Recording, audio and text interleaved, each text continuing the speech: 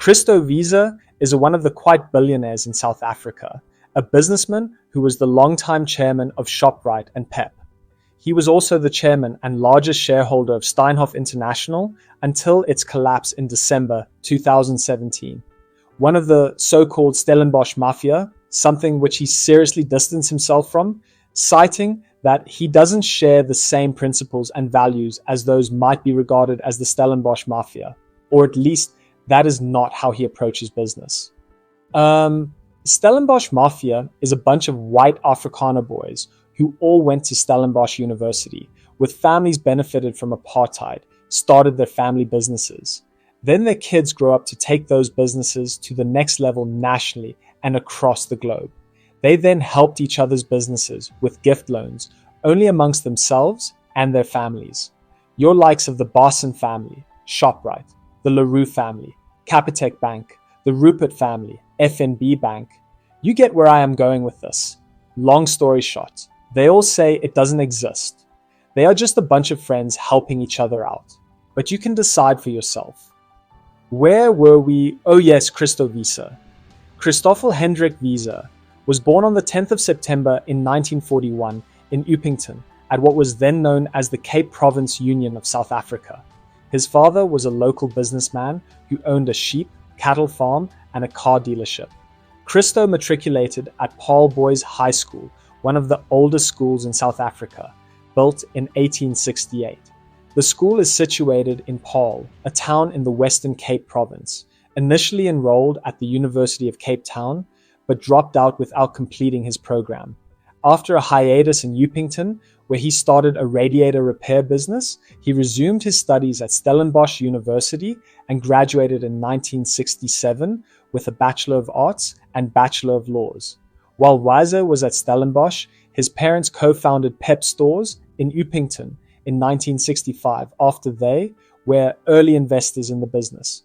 Christo worked at Pep on school holidays, and after his graduation, Wiese spent several years working as an executive director for the family business during a period of rapid expansion. In 1974, however, he moved to Cape Town, where he married Caro Basson, an art collector and the daughter of prominent politician J.P. Basson. They have 3 children, resident in Clifton, Cape Town. He worked at the Cape Bar with a practice in criminal and commercial law.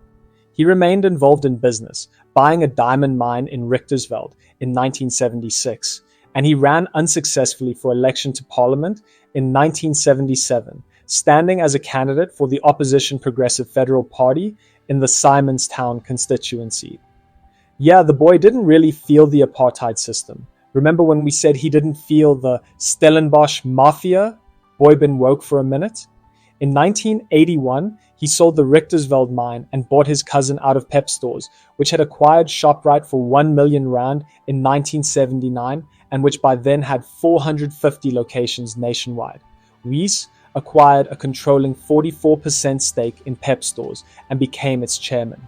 Pep, renamed Pepkor Limited in 1982, was tremendously successful in the discount retail market over the next 2 decades, buoyed in part by the de facto protectionism produced by international sanctions against the apartheid government. Wiese later described the company as the Walmart of Africa, saying the business has basically been built on one slogan: low prices you can trust. He even got in the wrong side of the apartheid cookers when made his Pep store the first store for black people and white people to share the same changing or fitting rooms when clothes shopping. Boy, been woke. In 1986, Pepkor bought the clothing chain Ackermans and separated its food business, creating Shoprite Holdings Limited as a separate company listed on the Johannesburg Stock Exchange. Christo Wiese stayed in charge of both Shoprite and Pepkor Limited, which focused on clothing. In 1991, Pepkor acquired Smart Group Holdings, Cashbuild, Checkers, and Stutterfords. Pepkor also purchased the loss-making OK Bazaars from South African breweries for 1 rand in 1997. Okay, that needs more explaining. Don't now look at your 1 rand and start to have funny ideas. Your 1 rand won't buy you a company. See, these deals are more complicated than the news headline, Basically, the business was losing money and in debt for millions. So if you decide to buy it, make sure you have millions to pay off those debts. Then on paper, you can say, I will buy your business for R1 and pay your debts of millions of, because the owners will agree. They were losing anyway. All in all, this man can be the owner of an entire shopping center in and around the townships in South Africa, including all of the shops inside. And I mean all the shops. In British investments, Wiese's private equity company, Brait, holds several investments in British companies, beginning with a 2012 investment in Iceland Foods. In April 2015, Brait bought 80% of Virgin Active from Richard Branson's Virgin Group, and it bought 90% of New Look later the same year. Wiese told press that he had looked abroad because antitrust policy restricted his further expansion in the South African retail market. Okay, now let's get to the part most of you have been waiting to get to on this video, the Steinhoff scandal. Depending how old you are, or if you watch the news at all. And I mean any news, don't say I don't watch local news or I don't watch international news. This was big, both locally and international. All eyes were looking at South Africa, unfortunately for the wrong reasons, even if you don't watch. Blessed is you, because we are here for you. Let M.E. cook.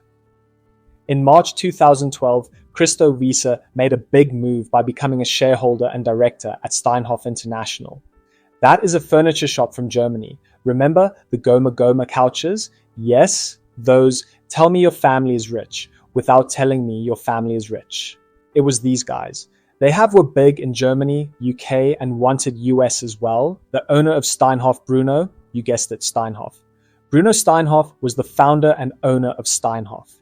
He met a young man by the name Markus Jooste, and the young man was his accountant in Germany. Markus Jooste wanted to expand Steinhoff into something big around the world like IKEA on a budget. He saw that there was cheap wood in South Africa. He came down and started Steinhoff South Africa.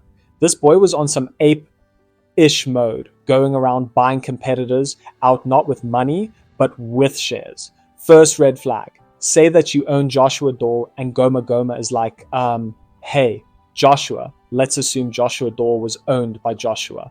Joshua. Says Markus Jooste, do you know who am I? I am Steinhoff.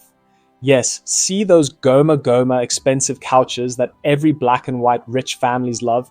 That's mine. So sell me your company now. And Joshua is like, oh, well, he said what he said. And Joshua is like, okay, how much money? And Markus Jooste say, who said anything about money?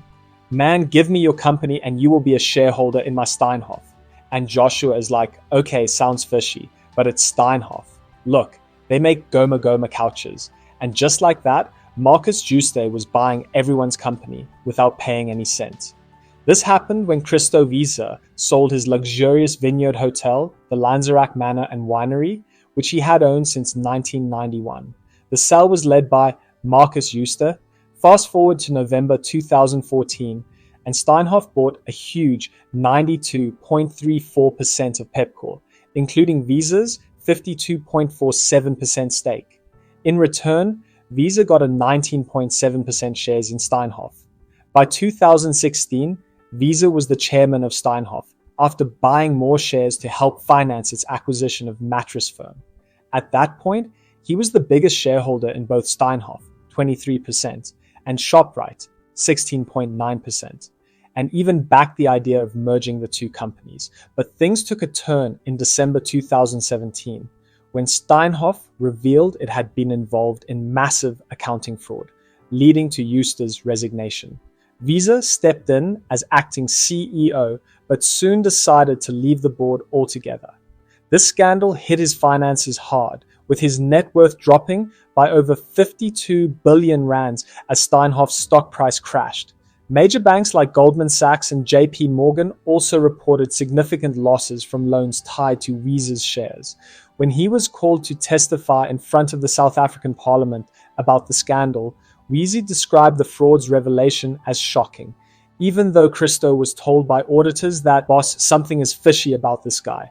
Markus Jooste and the money, he says, Steinhoff has. Markus is an accountant by profession, so turns out the boy was taking all his company books and see, oh, we have made 1,000 this month. Their boy looks around to see if no one is watching, and he writes 3 more zeros. And voila! They made 1 million. And everyone believed him for years until one accounting intern was reading the company financial sheets. After 20 minutes of reading, he was like, "No man, boss Christo. Someone is cooking financial books here." Christo Wiese was like, "Child, respect your elders. Marcus Euster is selling a lot of Goma Goma couches. Of course, he makes a lot of money. As a matter of fact, you must go back to school and ask for your school fees money back. They fooled you." And just like that, Christo Wiese ignored the red flags again and still sold more of his companies to Steinhoff and Marcus Euster. Don't ask me for how much this time around. I told you, share no money. Euster later claimed that Wiese had known about the fraud beforehand. In April 2018, Wiese's company, Titan, sued to cancel 59 billion rand worth of Steinhoff shares, claiming they were bought under fraudulent circumstances. This case was settled in early 2022, with Wiese receiving 3 billion rand in cash and a stake in Pep worth over 4 billion rand. Dodged a bullet there, more like dodged bazooka, but still Christo lost 59 billion rand. After being off the Forbes billionaire list since 2018, Wiese made a comeback in 2023, regaining his billionaire status. While you and me sitting here with our 1 rands, goodbye a company. Tell them if Christo Wiese did so, can you?